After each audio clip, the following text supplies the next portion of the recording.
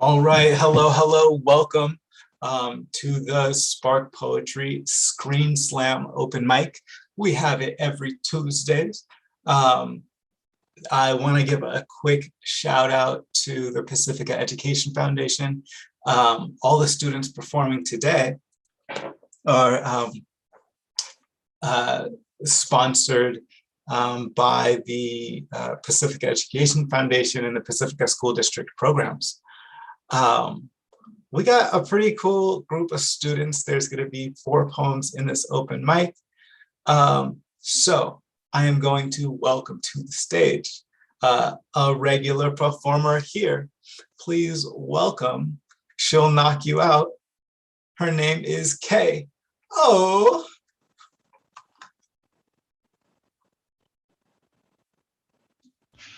Hello, my name is Nadine, or you can call me KO. Also, it's a little glitchy, so I'm going to have my camera off when I do the poem. Another day in school. I see the teacher getting ready to start a boring capitalization and punctuation pop quiz. Most helpful, comma, stressful, comma, boring, yet the most very important thing in the world, exclamation mark. It has its ups and downs, just like me. We all make mistakes, and I wish I could just take the pink eraser sitting on my desk and get rid of the things I've done and said, and make it disappear like magic wands used in Disney movies. Another old day, listening to a teacher and having to color inside the lines. Having to follow rules, making sure I get the highest grade possible so everyone can look up down upon me like a queen. It doesn't work like that. We're not perfect, though we want to be the closest to perfection as possible. Hold on, it's not all miserable and torture we think it is, right? There are those times where you feel like you're at the top of the world, that everything will be perfectly fine. It's that adrenaline rush, like when you finally make the basketball go through the hoop for the first time. Or when you finally reach a goal you've been working so hard to complete for years and years. I've been working so hard on trying to keep a steady grade, and it looks like my work is paying off. Just like when life tries to throw you a hard problem, but you end up solving it and beating it like a killer ninja. I'm so excited for the school day to be over. But one thing first, I need to finish up my homework. That was my poem. Hope you enjoyed it. Amazing. Thank you so much, KO. Um, I really enjoy hearing your writing in general. You're personable. Just talk it as. KO, let me know. Let me see. I'm going to add you to the spotlight. What is your favorite class? You've been talking about this homework thing for a while. What's your favorite class to have, and what is your least favorite class? You don't have to say names. You don't In subject, science and math probably. Okay. And I'll say poetry just for this. I'll say poetry. You don't have to make me feel better. You don't have to make me feel better. That's fine. What's your least favorite class? What's like, oh my gosh, I have this homework again. I don't like social studies, but I hate reading. Like, yeah. Sometimes when it's a chore, when you have to do it.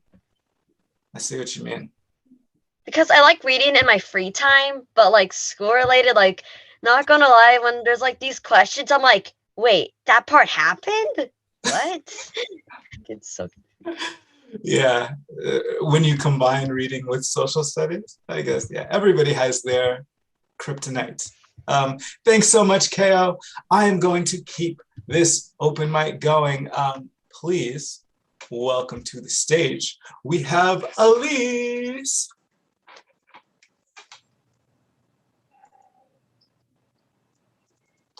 My dream house.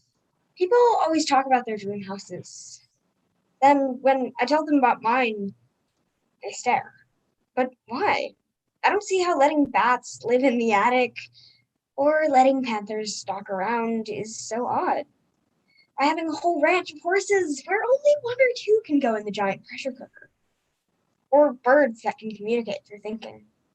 Or some sort of tortoise that works as a librarian in the library. Of course, the library that is for the anyone who wants it. My personal library would be filled with every Transformers comic in the G2 phase. And of course, every other book I want to read too. But mostly Transformers. Because seriously, why isn't Autocracy on Hoopla? By the way, this library would have to be the size of Mercury. I would have so many books. Of course, the animals or other people would be allowed to read those too, but I don't know what they'd like. Still, that's not usually why they stare. Well, part of it. But they stare at the fact that I want to be basically alone. Sure, I want every plant. Weeds, trees, bushes, flowers, every plant. No people. None. Well, other than my family. But seriously, who wants Taylor Swift in your house? Or Ariana Grande? Or, I don't know, never mind. But still, who wants other people, capital O, capital P, in your dream house? Because, ew, other than family, it's, flat out creepy to have anyone in your house against their will. Ever think about that? What about just me? And, well, if people want to stay, billions of folks that just happen to be homeless in America,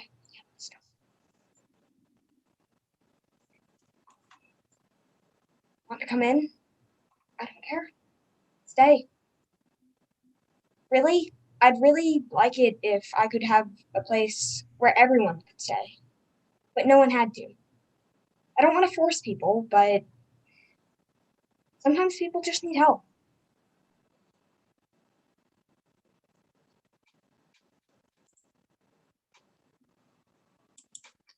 Thank you so much, Elise. I'm doing interviews today, by the way. Also, I feel like an extra amount of honored that, like, you're like, hey, I don't want any people in my dream house, but you guys in the poetry club, I'll hang out with you guys in the poetry club once a week. I just feel extra, I don't know, special to get to hang out with you every week. What is your favorite animal? I don't have one. I think my least favorite might be humans. That's fair. That's fair. What is your you're muted. What's your favorite plants? Because you also talked about a whole bunch of different plants in your poem. I like trees and a species of, I don't even know what it is, called Monstera. That's one. Oh, cool. All right. Well, I wish you many plants, Elise. I wish you many, many plants and very little people. Next up, I am going to keep this open mic list going. Please welcome up one of the seniors in this spoken word program. We have coming to the stage, Kai. Kai. Sorry, my dad just walked into my room. Okay. When I close my eyes, I restart. The sound that life makes around me, the symphony. Oh, sorry. When I close my eyes, I restart the sound that life makes around me. The symphony of kids screaming, fan buzzing, lights humming, waves crashing. The world ceases to exist for a minute or two until the last light strips through my eyelids and it all comes rushing back, baiting me to close them again. To repeat that non-sustainable state where my first reaction is to rest and remember a time where I had to run to catch up to the speed of the world and not slow down, a time of recess, of gatherings and normalcy and sanity, a time where the world made sense. A time of not waking up 4 minutes before I have to be at a Zoom meeting and not sitting at a screen until my eyes start sagging and I restart. Wake up, put all the days past behind me, take time to relax and try something new, to go outside, to restart for another day of listening to lo-fi beats and doing nothing and yet still having too much to do and postponing my problems until it's too late to deal with them and passing papers to invisible people that I spent way too much time fleshing out the characters of. Another day of typing out poems that will never see the light of day, and so I restart. Wake up, drag the covers off me, go drive to school for the first time and wait for life to go back to normal.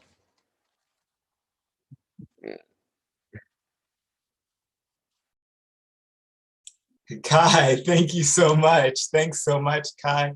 It's kind of cool because I feel like we're restarting a little bit right now. Like this weird transition between, oh my gosh, everybody's going down pandemic, to maybe I can like go hang out with people that are like not 6 feet away.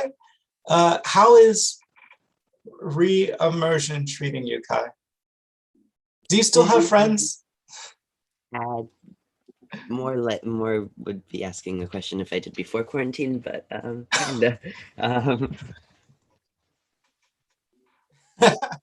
No, that's cool. What I know you're like a pretty outdoorsy person. I feel like you're camping every other weekend. How has the outdoors treated you during pandemic? Okay. Except for that I've been having horrible allergies for the past like month and a half, so that's not great. I feel you. I feel you. I take Allegra D and like all the drugs that also have a decongestant. But I have one more poet coming to the stage. He is a 3-time national slam poet that performed in really cool places. He is the program director of Spark Poetry, and he really likes writing about eating food. Please welcome to the stage, Mike Taylor. Yay.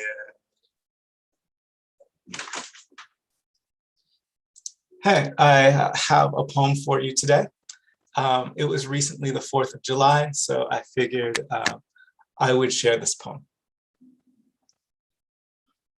I pledge allegiance to the pharmaceutical companies of the United States of expensive healthcare, and to the lobbyists for where they stand on a mountain of sick bodies not wealthy enough to buy overpriced medication because profit is put over one nation, underpaid, misunderstood, under God complex men who sell off liberty and justice for all who can afford it. Oh, say, can you see? See that cancer is an $80 billion industry and a cure isn't as important as bombing Syria? Can you see that I don't go to the doctor when I get sick because health insurance is too expensive for a poetry teacher? Can you see that songs about bombs bursting in air don't care about the people living in rubble? The Star-Spangled Banner waves as waves crash into Puerto Rico, takes out the electricity in the hospitals while the last president tossed out paper towels. See, we're all trying to escape from being sick and shackled to a paycheck. And maybe death is the only land of the free. And waking up tomorrow and fighting a system that doesn't fight for me is the only way I know how to be brave. Thank you.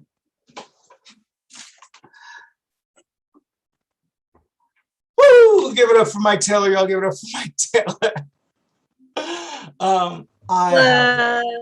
I have the best job in the world working with these young students. Every single Tuesday at 2 p.m., we have a poetry workshop. The next slam competition is going to be July 20th. Is when we're having the next slam, and I hope to see you all there. Shout out to Bay Area Creative that we're a program of, and I will see you next time.